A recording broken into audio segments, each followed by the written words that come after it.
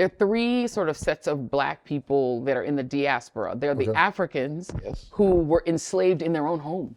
Yes. You know, if you were Kikuyu or you were, you know, a Xhosa person in South Africa, they enslaved your ass right there.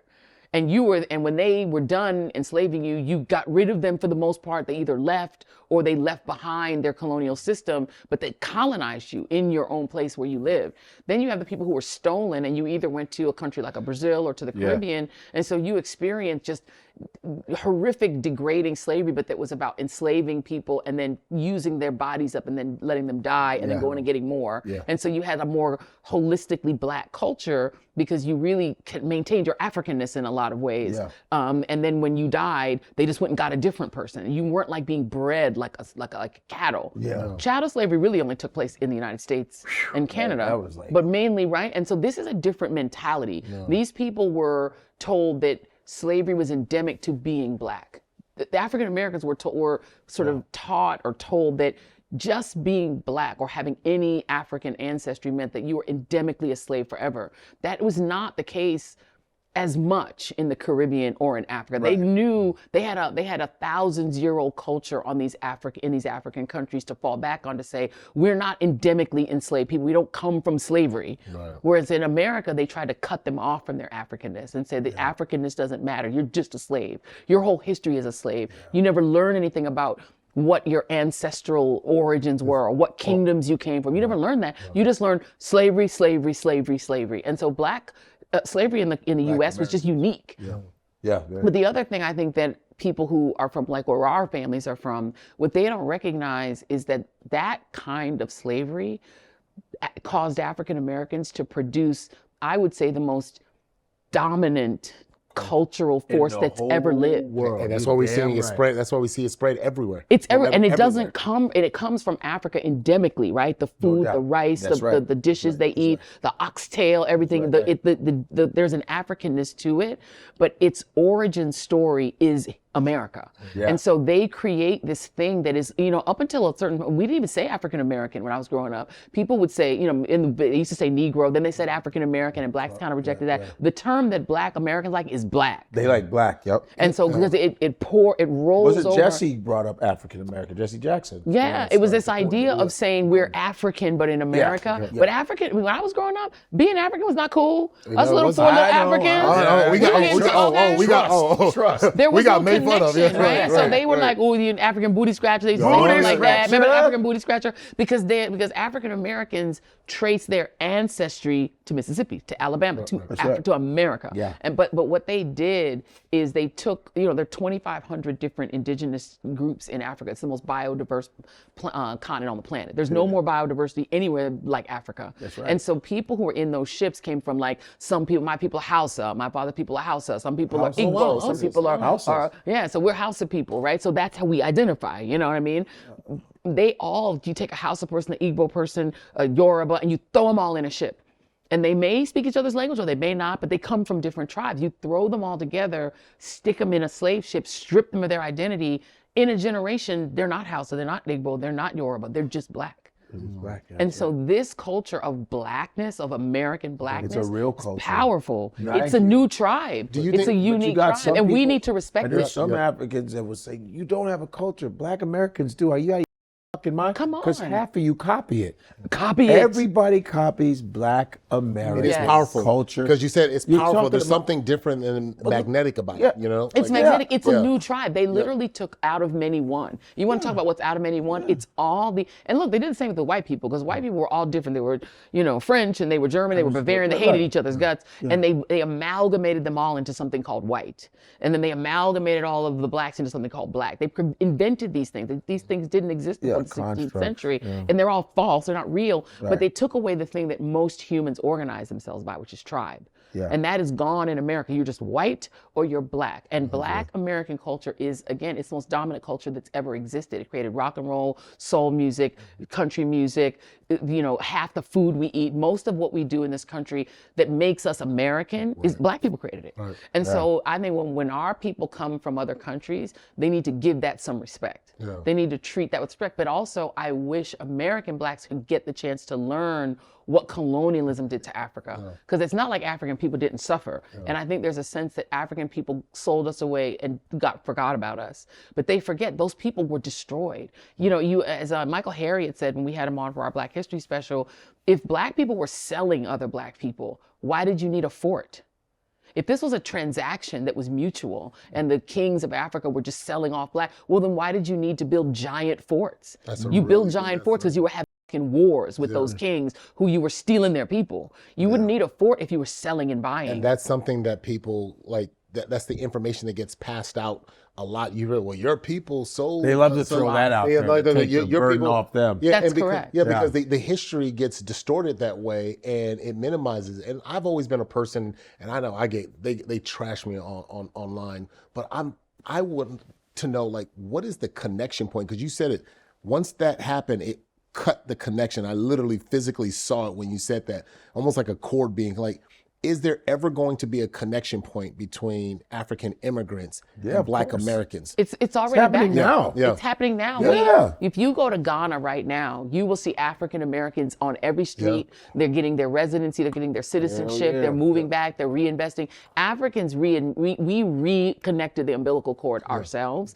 And that's why you're always talking about white people are mad.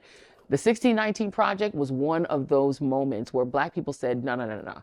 We're going to recreate our own history. We're going to tell our own story. And that story does not mean that we come from slavery. We don't come from slavery. You all come from oppressing. You guys come from robbery and theft, and you need to own that. But we are starting to like tell our own story and reconnect ourselves to Africa and really invest in Africa and realize there's a huge bounty of human capacity, of financial capacity, and that together we're like the most powerful weapon on earth. Yeah, and I feel that energy. I've done 9 countries. I want to go to more countries in Africa. I want to do all 54. Same. I want to be able to go to Madagascar and say I met somebody from Madagascar.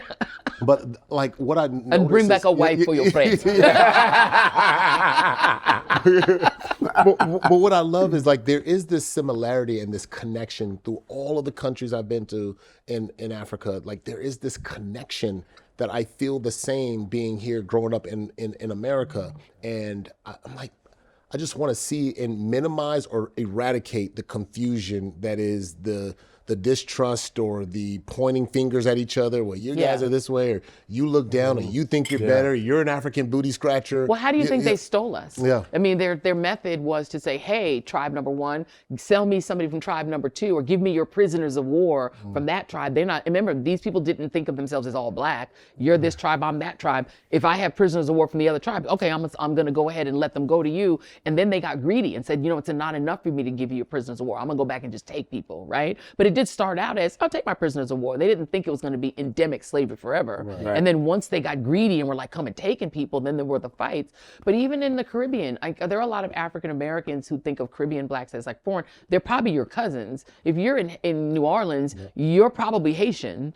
You know, I mean, if you're in Florida, you are probably from Barbados because you probably have first cousins in Barbados. You know, they would drop people off in the Caribbean and then sell them to South Carolina. Like the route was often Caribbean, then the U.S. That's where they would break slaves usually. They would break them in the Caribbean, 100%, and then bring them here. So it's like a lot of people, their first stop was not Virginia or South Carolina. It was Jamaica. Yeah, it's crazy.